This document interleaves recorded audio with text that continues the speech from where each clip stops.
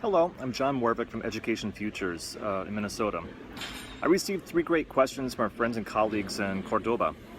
The first question is, if the late 20th century education created bureaucrats and soldiers, what do our students need today? The second question is, how should the asymmetrical relationship between teacher and student be within this new paradigm, but things are not traded? And the third question is, that students can learn naturally through co-constructive collaboration, but how do we as adults who are responsible for students in the classroom learn together? These are really difficult questions that I don't have any simple solutions or quick answers to. I think it'd be very silly to think that I or any single person would have the right fixes or, these sort of quick solutions. Rather, I strongly believe that we really need to come together to build a collective capacity to transform learning. I see many great examples around the world. For example, I think that looking into Sudbury-type education or Sudbury-type democratic schools can especially help us explore the pathways to co-constructive learning, which relates to the third question. But I think that we need to go deeper still, and we need to look into much more basic questions. As educational leaders, as teachers, as students, and parents, I think that before we answer how we will transform learning, we need to get back to the basics. We need to understand what we're educating for, why do we do it, and for whom do we serve. At the beginning of this year, I released a statement that has been sparking a lot of conversation around the world. It's about principles for building positive education futures by simply evolving learning. And the document is called Manifesto 15, and it's a public declaration of a vision for education futures. After I completed a draft, I invited others to join reviewing, editing, and also to add their names as co-authors.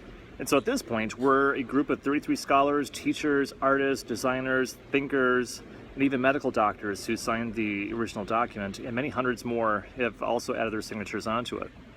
I mean, it's been read and discussed by thousands of people, signed by many, and volunteers around the world have so far translated it into 18 languages, and more on the way.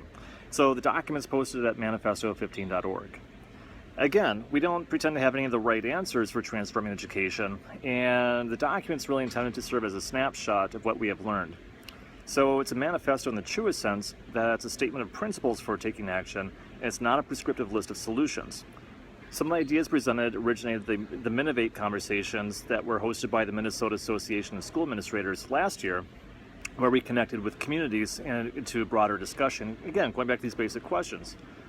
Others are backed by research that we've conducted the past few years, including in the Aprendizaje Invisible project and also in Nomad Society.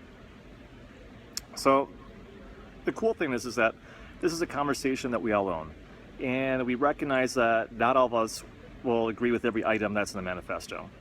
So we hope that you can take this document as a starting point and build in your own ideas or create a new manifesto with your own ideas. We learned that we can build a collective capacity to evolve learning, but this really involves building a tremendous amount of trust from all of us to realize these visions. And we need to challenge our assumptions that our learning systems are built on. So getting back to basics, we need to understand why, how, what, and for whom we're educating. So I invite you to join me exploring these answers to these key questions, either in person or virtually. And please sign and share Manifesto 15. It's available online at manifesto15.org. Thanks for the questions.